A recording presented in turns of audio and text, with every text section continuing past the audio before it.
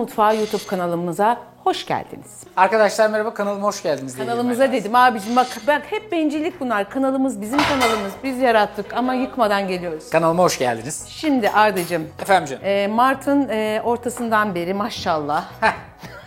yedik içtik. Sanki yaz ayları hiç gelmeyecek. Gibi.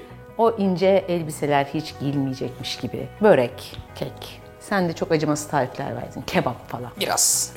Türk kadınlarının en büyük sorununa geldi. Bunu çözmemiz gerekiyor. Nedir o? Nedir? Mesela ben aslında 38 bedenim. Sonuçta kilolu görünmemin sebebi ödem. Mesela sen ne diyorsun ya, böyle bir şişlik geldi, böyle bir şişlik. Hani asla kilo almıyoruz. Sadece ödem tutuyoruz. Tabii. O yüzden bir ödem problemimiz var. Evet. Bunun için ne yapıyoruz?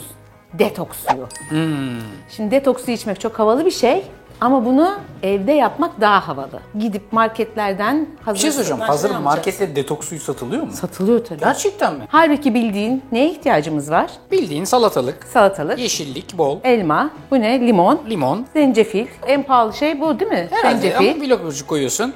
Bildiğin dereotu, Şurada var bak, maydanoz, beyaz. nane. Tamam. Bu İngiliz karbonatı çok önemli. Çünkü neden? Suyumuzu Alkali yapıyor. alkali su. Bir de ne gerekli?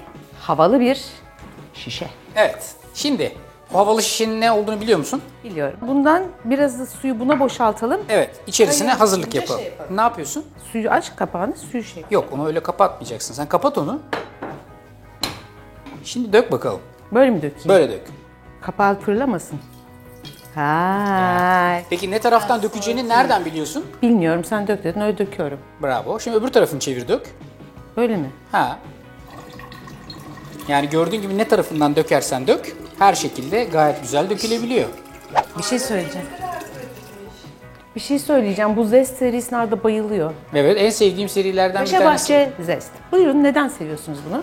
Seviyorum çünkü bir çok kolay, iki bir sürü böyle alternatifleri var. Bak burada zeytinyağlı, ayçiçek yağlı falan var. Tuzlu, karabiberliği Şu var. kaşıkları koyduğunda Zest mi? Şu da var, kaşıklığı var, zest. Benim en sevdiğim serilerden bir tanesi. Hatta bir tane şey var, çok güzel. Çay may falan koyuyorsun içerisine, akşamları demliyorsun, hop süzgecini çıkartıyorsun falan, öyle yapıyorsun yani. Bu da benim en sevdiğim ürünlerden bir tanesi. Paşabahçe Zest Karaf.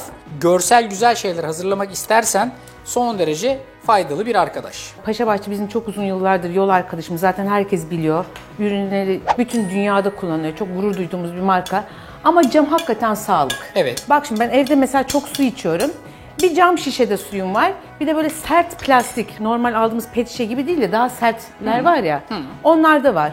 O plastikler bir süre sonra böyle buğu oluyor ama Plastik- camda o olmuyor işte. Camda olmaz çünkü bu zaten üst kalite bir cam ve görseli de çok güzel. Böyle bir detoks suyu hazırlamak istiyorsan 10 numara 5 yıldız bir alternatif veriyor sana. Paşabahçe Zest Karafımızın içerisine 2-3 dilim kadar zencefil, yaklaşık 2-3 dilim kadar limon, yarım yeşil elmayı ince ince dilimleyip koyuyorsunuz. 2-3 dilim de salatalık. Sonra birazcık maydanoz, birazcık O nane, nane.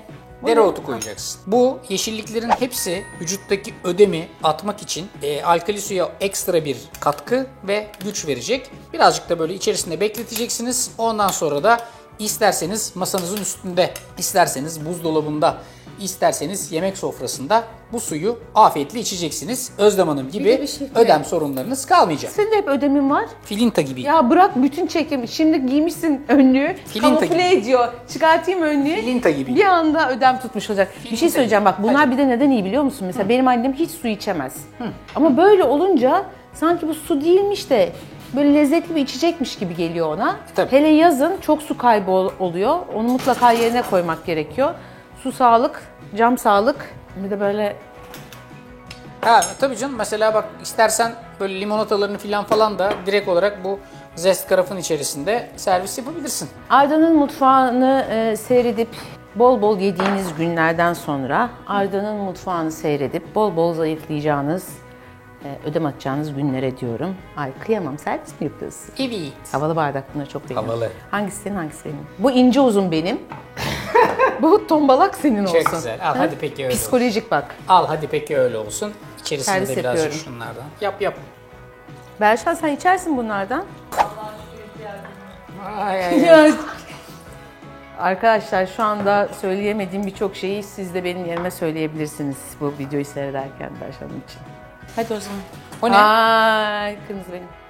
Ya suyu pipetle mi içeceğiz Allah aşkınıza? Ay ben içeceğim. O zaman su gibi aziz ol.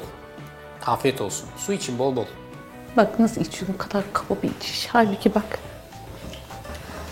Ay bir çektin mi herhalde?